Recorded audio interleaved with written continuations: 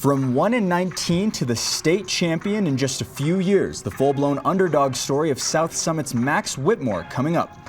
Also, some of the top lacrosse talent in the entire state resides right here in our backyard. We're talking to Park City Lacrosse ahead of their 2022 season. That's all coming up right now on the Scoreboard.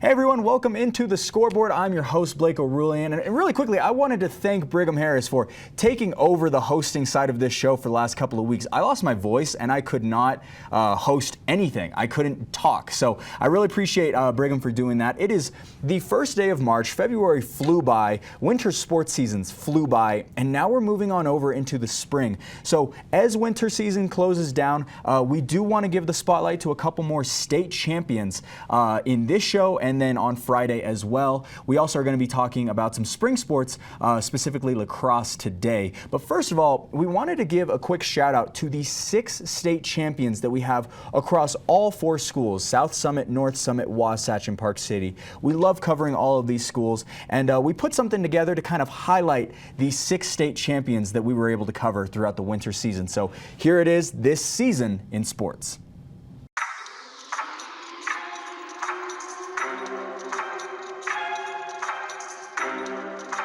Hey everyone, we are sitting down right now with Regan Boger, Ryder Robinson, Colton McIntyre, senior Wasatch swimmer Jaden Hicken, Heath Clyde, your third. Let's go! And I can just hear the crowds just going crazy. I've always looked up to those guys, and being one of them is a very surreal feeling. It's a crazy feeling. Just all the years and years of preparation to this, it just kind of played out, and I had my opportunity to prove it, and I did. This is one of the best feelings I've ever felt in my entire life. Everybody here deserves to be here. You guys worked all year for this moment. He's in the gym constantly. I don't even need to talk to him about it. There, and I was nervous. I was shaking. I've never been so nervous for a match. I don't even know why. It's my last match. I got to enjoy the whole scenario, have everything sink in, and it did feel a lot more grand, even though I didn't really win in a grand way, but just having the stage, the lights are off, everyone's cheering for you, and it did feel a lot more grand, especially being the last one. After that match, I really knew that I had to fix some things and put my head down and go to work if I wanted a state title. I've been working so hard for this. I feel fantastic, honestly. It's a great feeling. I'm glad I get to share it with all these fantastic boys. I couldn't have done it without them. Every single year, we've been able to pull together as a team, and as you can see, they're happy, and I'm glad we get this for them. Hugged my mom, hugged my family. Flexing, pointing to my parents. I couldn't even hear them. All I remember feeling is just get your head up, and I've heard that so many different times throughout my career from different coaches. Just get your head up and you'll come out on top, and so that's what I did. And I was ready. I knew what I was going to do. I knew how I was going to win. I was ready to win. I was ready to wrestle. Well, one thing is we're just really good at coming together as a family. Like a lot of other teams, they're individual, they don't practice together a lot, but we come together at practices, we come together at games, we do team dinners. It's just it's a big family, and our coaches do a great job of bringing us together. I held up a 3 because that was my 3rd state title. I was the first person I hugged my coaches, and I'm sure this is one of the bigger ones for sure. This is probably the biggest one right now in my life. We're looking forward to bigger ones to come, but this is the biggest one right now. My 7th grade year, I went 1-19. I won 1 match, and then ending 39-6 my senior year with a state title. That's anything you can dream for. And came in first year, absolutely knocked it out of the park. I mean, it was incredible. Go Max! Go Max! Go! Let's go! Let's go! We were little worried and skeptical. With every game, you have to treat it like it's a lose or die. Okay, we're gonna run their show. Every area of the game, puck drop, forecheck, back check, in the net, in the paint, I don't care. Okay, we're gonna find the back of the net every chance we get, and we're gonna grind. Yeah. We're gonna win this championship tonight. Yeah. Let's get it done, Red. the championship run. Let's go! Again, thank you so much to all the incredible athletes that we covered over the last couple of months. It's kind of sad to say goodbye to some of these athletes. They're so incredible, and specifically all those state champions. You have worked so incredibly hard throughout your entire lives to pull off what you have. So when we come back, it's as feel good as it gets. Max Whitmore has quite the underdog story to tell, leading to his storied run at the Utah State title. He tells us how he got there when we come back on the Scoreboard. The Scoreboard is proudly sponsored by Andrea Cox Mortgage. Welcome to First Rate Mortgage. My name's James, and I've been in the market for mortgages several times over the years, so I've gone through the process with different people. And when I met Andrea, she explained to me why my current loans were subpar and how she could get better loans with better rates. If I had to describe Andrea in one word, I think I would use the word passionate. She is very passionate about what she does and getting the right solutions for her clients, and that made her an absolute pleasure to work with. Hi, I'm Andrea Cox. You can reach me at 435-631-9262. Call me, text me, or you can reach me at my website, andreacoxmortgage.com.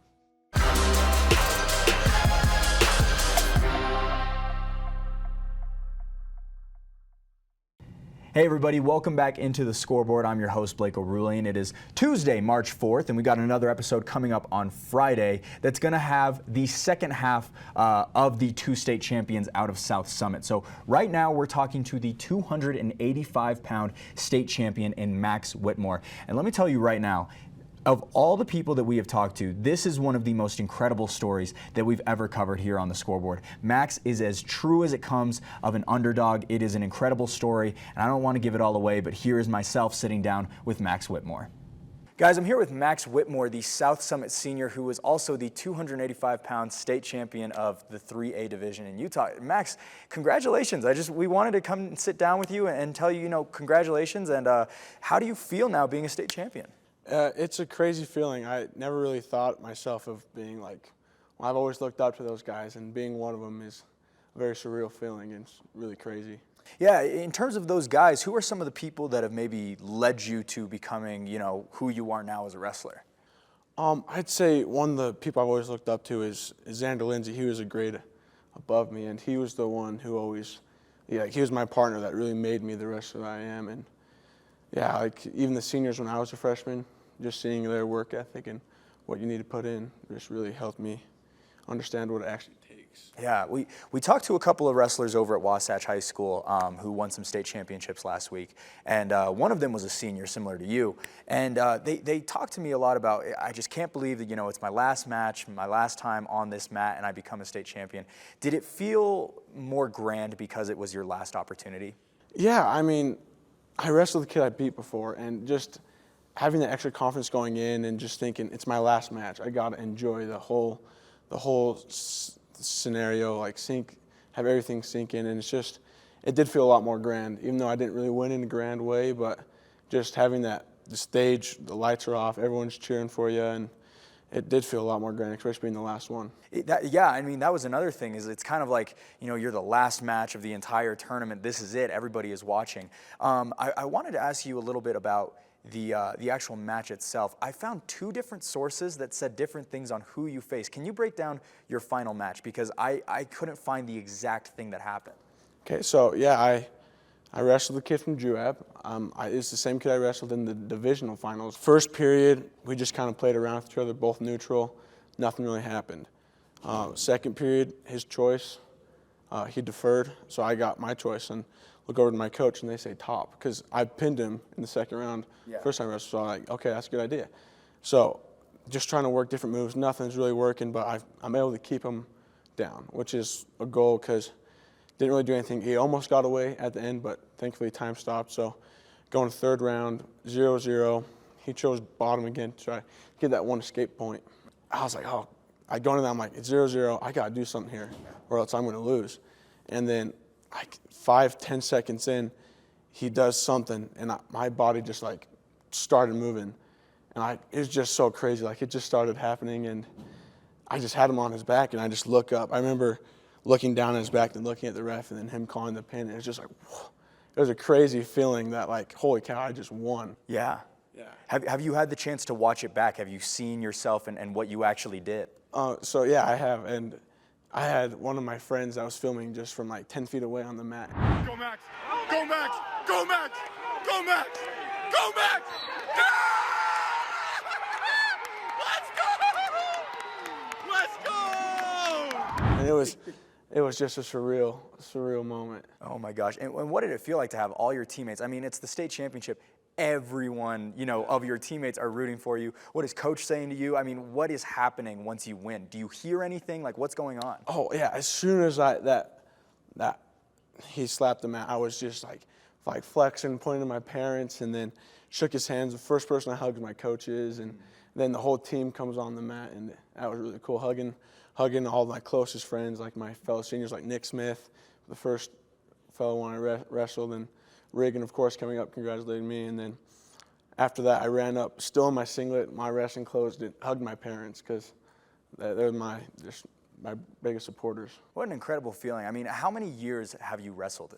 So this is my 6th year, 6-year wrestling. Wow. And so in 6 years, you go from, a beginner to a state champion. How does that make you feel? I mean, it is the most crazy feeling. I mean, my 7th grade year, I went 1-19. I won one match, and then ending 39-6 my senior year with a state title. That's anything you can dream for, and it's crazy. That's an incredible thing right there, Max.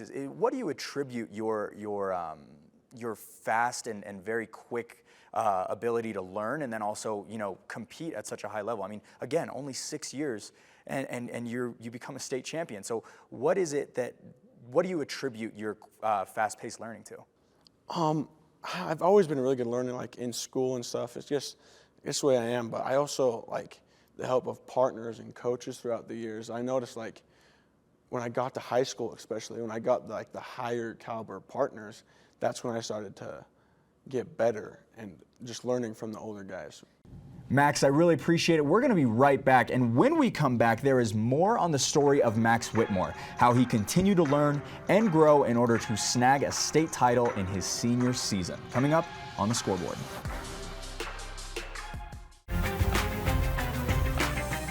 Beautiful sandy beaches and lush tropical gardens make San Diego the perfect destination for your next luxury getaway. I'm Stephanie J. This is the Opulent Minute. This home has amazing charm and style. You'll feel refreshed in this La Jolla Shores beauty. I'm here with Lauren, the owner of Pop-Up Picnic Co. Tell us about the services you offer. We're a luxury picnic service. Our claim to fame is one-stop picnic experience that we bring throughout San Diego. Book Pop-Up Picnic Co. through our concierge services page on opulentvacations.com. The open concept living and dining room easily flow to a comfortable and inviting deck. The enclosed and spacious yard provide plenty of room for outdoor entertainment. With easy access to some of the best shopping and dining San Diego has to offer. Whether it's relaxing on the property or enjoying fun activities at the beach, the Shores Retreat La Jolla has something for everyone. Thanks for watching the Opulent Minute. Book now at opulentvacations.com.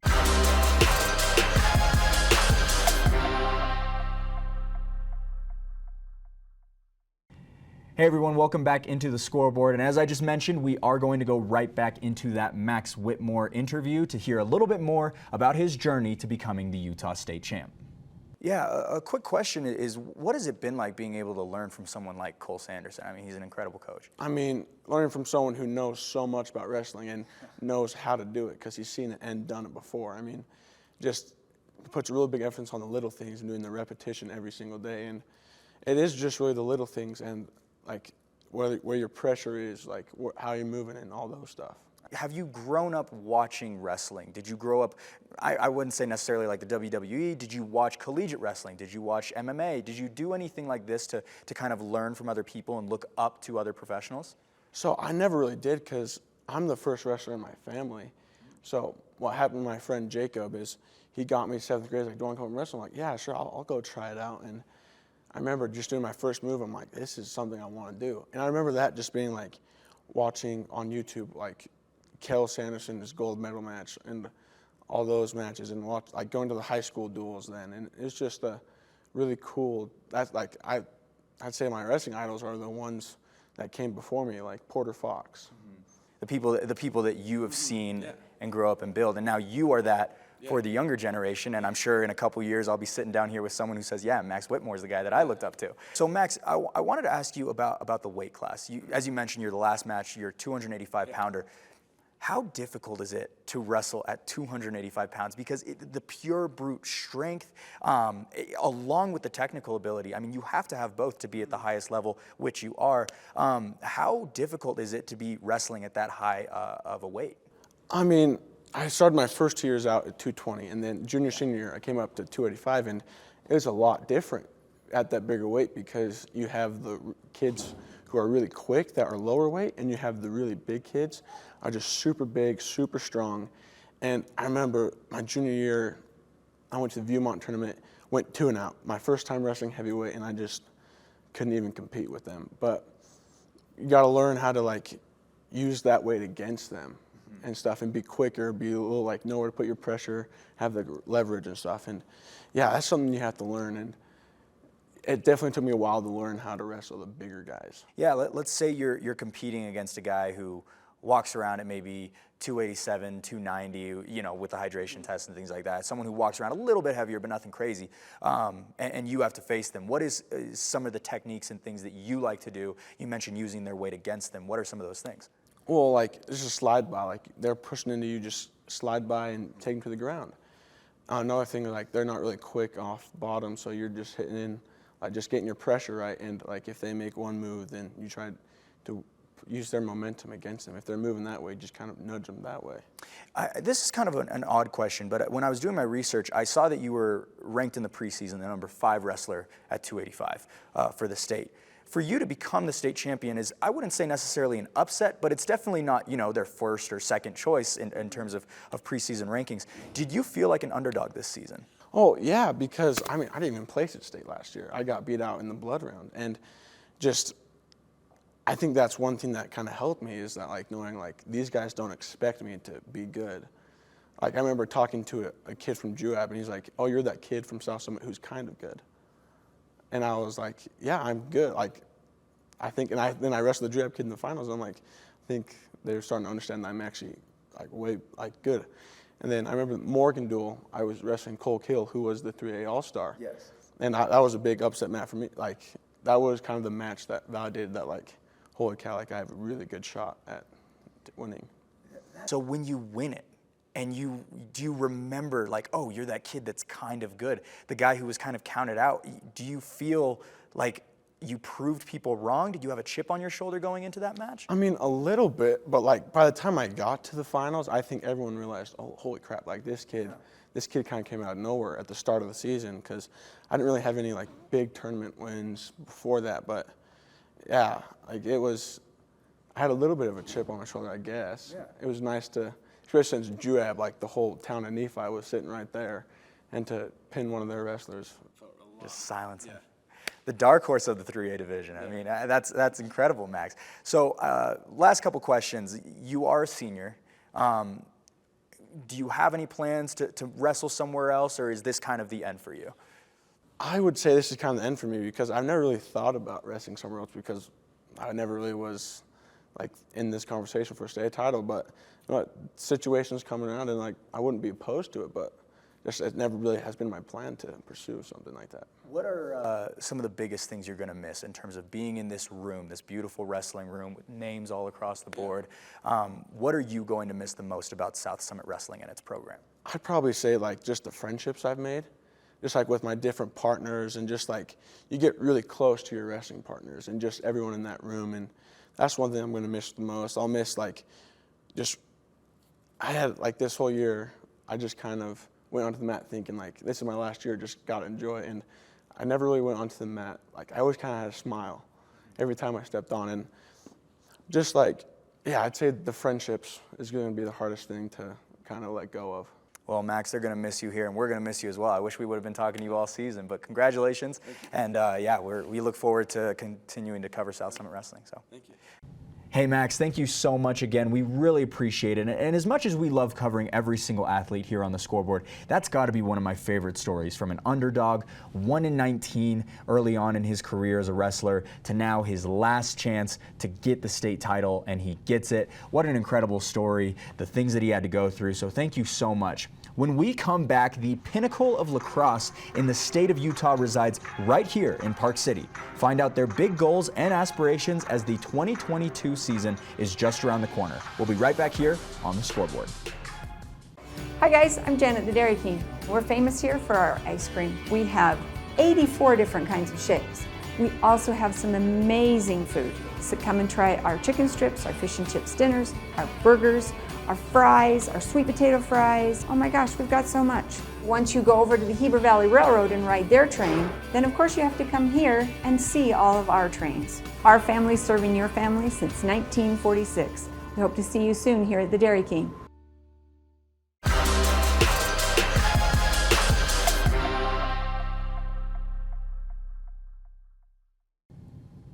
Hey everyone, welcome back into the Scoreboard. I'm your host, Blake O'Rourke. Now, as I just mentioned, it is now spring season. We're saying goodbye to winter season, all the incredible athletes and coaches that we've had the chance to talk to over the last 3 or 4 months, and we are now moving into the spring seasons. And for our first interview of the spring season, we've got Keller Hopkins, the 2-time team captain of the Park City lacrosse team. Brigham Harris was able to sit down and talk to him a little bit about the season, what their goals are, and what they're planning for this season to come. So here is Brigham Harris and Keller Hopkins.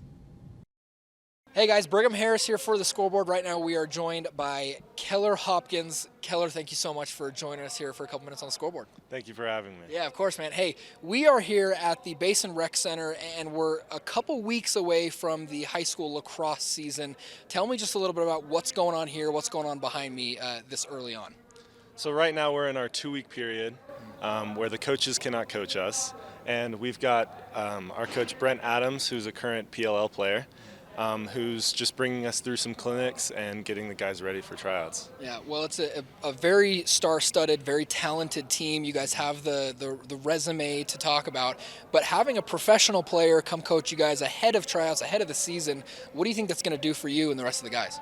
It's really awesome, actually. I mean, we get to hear from leadership at the highest level, and we get to hear what they do and apply it to, high school athletics. It's really fun, and it's super helpful. Yeah.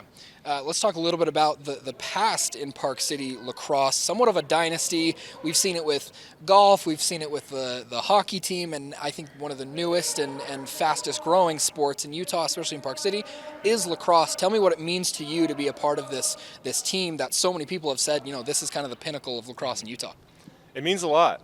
There's a lot to live up to, and we're really excited to keep carrying on that legacy. Well, these last couple of years have been sort of interesting. Obviously, we had the COVID year. You guys didn't play many games then.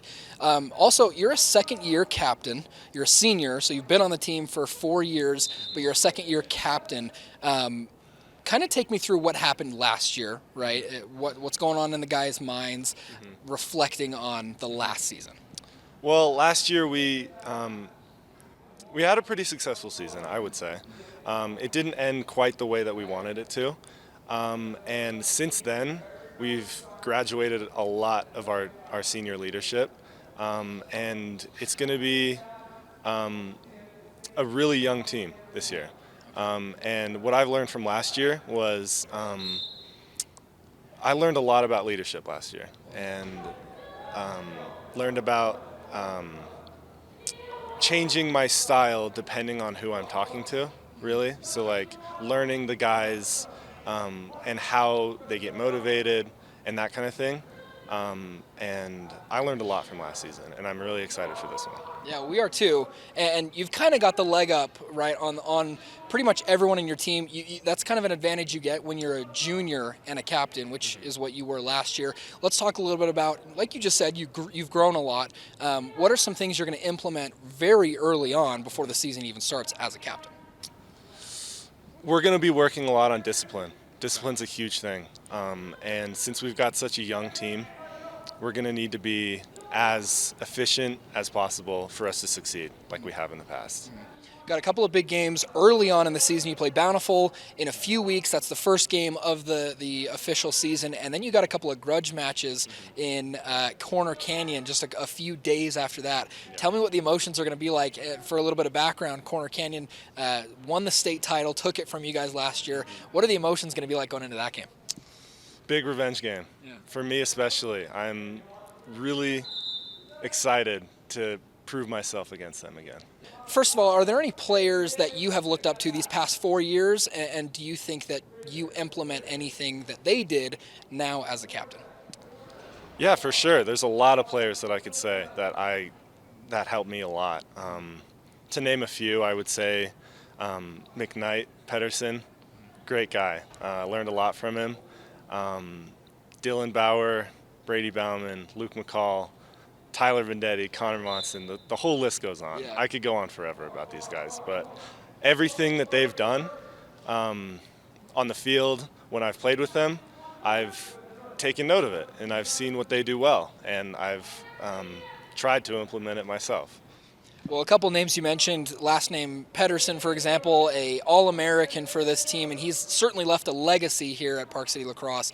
Let's talk a little bit about your legacy that you're going to be leaving. Not only a leader, not only a four-time player of this team, a two-time captain for 2 seasons, but you're also going to be going and playing some college lacrosse. What do you hope to leave behind in just a few short months?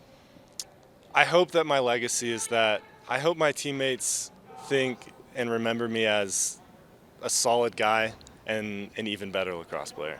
That's my hopes for the future. Right on. Well, I gave a little bit of a teaser.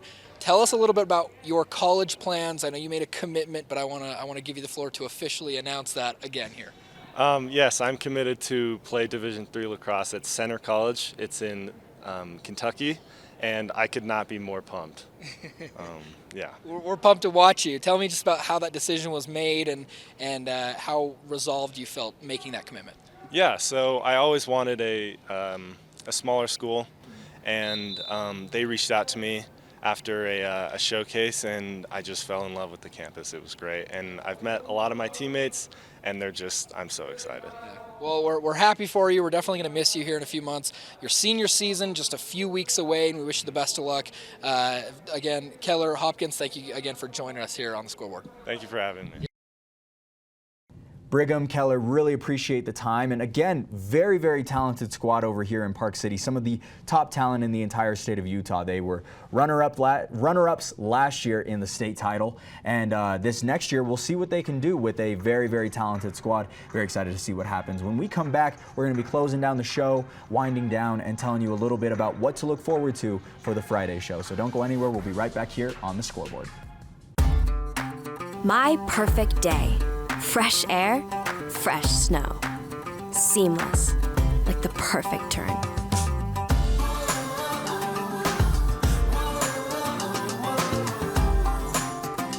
These are the days I'll remember. Spent with close friends at our favorite spot. My perfect day is every day in Park City. And I'm just along for the ride.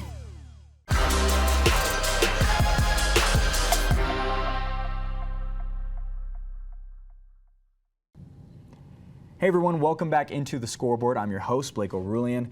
On Friday's show, we're going to be talking to a lot more incredible athletes and coaches, and we're also kind of in this transitional period where winter season is over, spring season is about to start. So we're kind of doing a little bit of a transition, getting to know some spring athletes and coaches, while we're also saying goodbye to some winter athletes and coaches. So with that being said, make sure to check us out on our social media pages at Scoreboard Nation. You can also go to our website, thescoreboardnation.com. You can send us your game highlights. We'd love to make edits. Anything that you would like us to cover, you can reach out to us there. You can email us as well. And we'll also be on PCTV or the links in our bios on our social media pages. But as I was saying, you can watch us on PCTV at 6 and 10 p.m. on Tuesdays and Fridays. Thank you so much for watching, and we'll catch you on Friday.